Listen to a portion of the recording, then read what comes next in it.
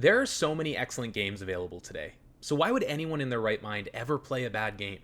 Let me answer my own question with another one of my own questions. Are you a casual gamer? Are you feeling overwhelmed, disillusioned, or burned out by the state of modern gaming? I was in a similar position, but then something funny happened. I started playing bad video games, and my gaming life has never been better. I would love for everyone who's struggling to enjoy games to rediscover their love like me. So today I want to break down how I started playing bad video games, why it's awesome, and how you too can fall in love with bad games step by step. Let me start by explaining exactly where I was at with gaming before this change of perspective. 2023 hit me and many others like a tsunami of awesome games. It was unrelenting and honestly both amazing and terrifying. 10 out of 10 score after 10 out of 10 score across all platforms and seemingly most genres. Baldur's Gate 3, Tears of the Kingdom, Final Fantasy 16, it was a treadmill. A supremely awesome treadmill, but a treadmill nonetheless.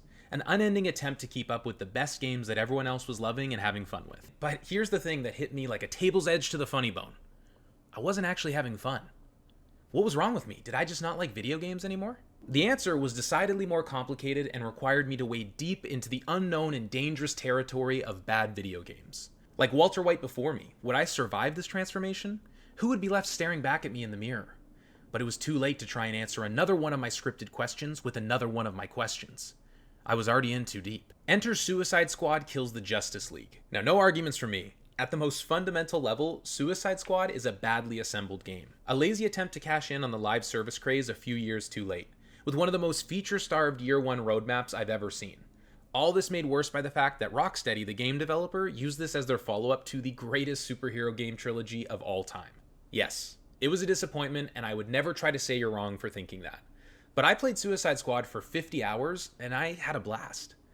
How's that even possible? Excellent traversal, simple but engaging build crafting, and a little bit of hype before Season 1.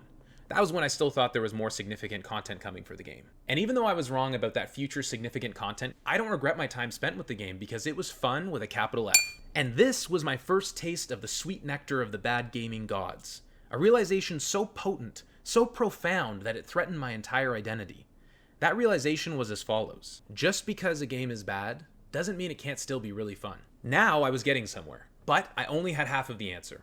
And just like any good attempt at passing along wisdom in pointlessly fragmented proverbs, I had to continue moving back into my past to go forward. Compare my time with Suicide Squad to my time spent with Elden Ring, Baldur's Gate 3, or Tears of the Kingdom as some recent examples. Now, let me say this first before anything else. These are all objectively awesome gaming experiences. Immersive worlds and innovative gameplay that will be remembered for years to come. But my time spent with these games was tedious and frustrating and also fun, but not as relaxingly fun as I would hope from my game time. That frustration and tedium came from two main sources, I think. The expectations built up by critic and audience reviews, and the distinct unsettling feeling that I wasn't playing these games the right way. Every time I sat down to play these games, I felt this pressure. Get to the part that makes this a 10 out of 10. Play it the right way so you experience this perfect game in the perfect way. It was exhausting. And for someone like me, a casual gamer with limited time to unwind with my favorite hobby, this pressure was the exact opposite of what I wanted from my game time. And over the course of 2023, that pressure built and built until I felt like maybe I just didn't like games anymore. But, as I'm getting to, it wasn't that I didn't like games anymore. It was that I was spending too much time on the wrong games. And this idea about spending time with the wrong games unlocked my second world-shaking realization. Just because a 10 out of 10 game is excellent, doesn't mean it'll be fun. Eureka! I had cracked it wide open. Fun and excellence were not intertwined. They were completely separate entities. I had all of the pieces, but now it was time to put my theory to the test. It was time for Starfield. June 2024.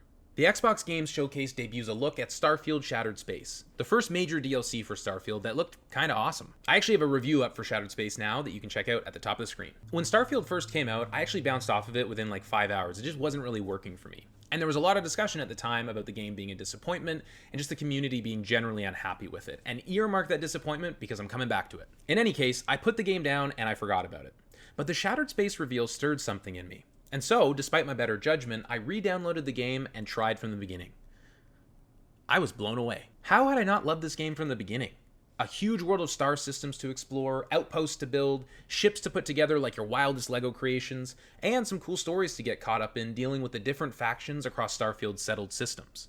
I felt like a kid again rediscovering the game. I actually love this game so much that it's what inspired me to start this channel, but I guess that's a story for another time. Every time I played Starfield, the chorus of voices saying how Starfield was a disappointment looped in my head, but were slowly quieted as my childlike shouts of joy rebelled against the masses. What was happening? It was like every moment of Starfield got better, almost as if the negativity boosted my enjoyment. And I think that's exactly what happened. In the same way that all of the 10 out of 10 Game of the Year games added pressure to my gaming time, picking up a game that most people didn't like created an anti-hype bubble that I could comfortably sit in and feel all my stress and pressure just fade away. I didn't expect to like Starfield, and by removing my lofty expectations, I was finally able to play the game on its terms. This was it. I had found and reclaimed the Gamer Declaration of Independence. Boldly, I read it aloud to no one at all. Expectations, hype, and critical consensus can be a wave that carries us along without realizing.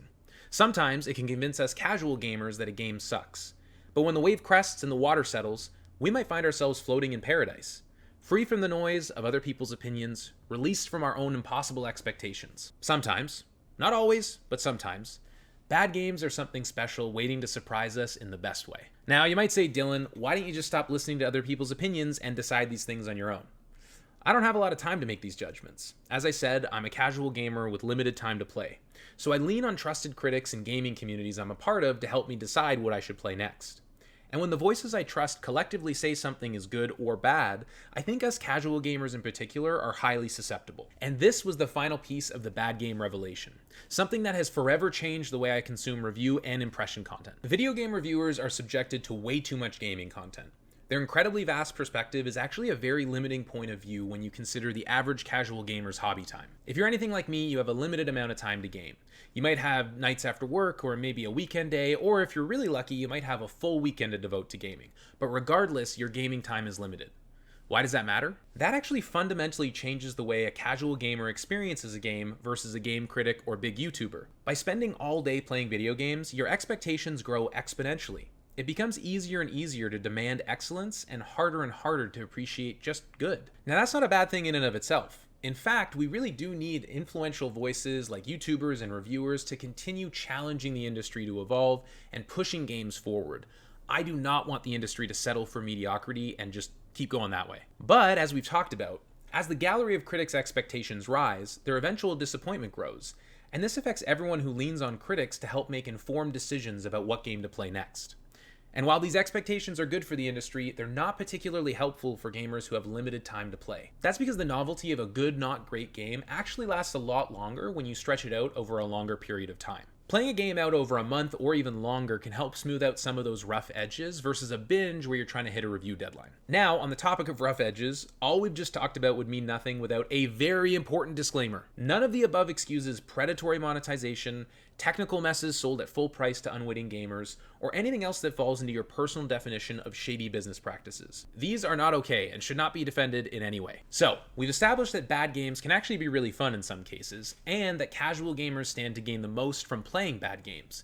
But how are you supposed to do anything about this? I've put together 4 steps to help you love bad video games and reclaim your love for gaming. Step number 1. Keep a list of new games releasing that get low to mid-average scores from your favorite reviewers. Add these to your wish list on your favorite platform like Steam, Xbox, PlayStation, wherever you play. Step number 2. Keep a separate list of games that you've tried and bounced off of for one reason or another. These are games that you maybe bought at launch or you picked up because someone recommended them to you, but you just didn't click with them. Now, you can mix these lists together if you really want to, but you'll see why I've separated them out in just a second. Step 3. When you're feeling overwhelmed, burnt out, or disenchanted from gaming, read your lists and see if anything excites you and just go for it. You'll find that choosing from these 2 lists will fall into 2 camps, obviously. 1, games you bought a while ago and stopped playing.